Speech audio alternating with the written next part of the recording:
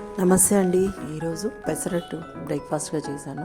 పెసరట్టులోకి పుదీనా పచ్చడి, నువ్వులు వేయించి కొంచెం పౌడర్ చేసి పెట్టుకోవాలి. నేను వేయించిన నువ్వులు కాదండి, నేను కొంచెం ఎక్కువ చేసి పెట్టుకున్నాను. తర్వాత పుదీనా వేయించుకోవాలి, కొంచెం చింతపండు నానబెట్టి పెట్టుకోవాలి. పుదీనా పచ్చిదనం అంతా పోయేలాగా వేయించి పెట్టుకుంటే ఒక 3 days దాకా చెడిపోకుండా ఉంటుందండి చట్నీ.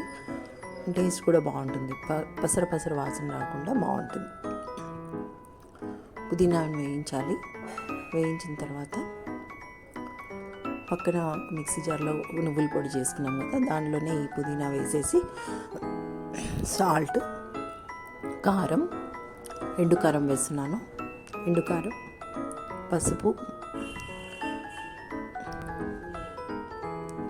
అంతే. కొంచెం చింతపండు ఇందాక నానబెట్టి పెట్టుకున్నాం కదండి, చింతపండు రసంతో పాటు వేసేసుకోవాలి.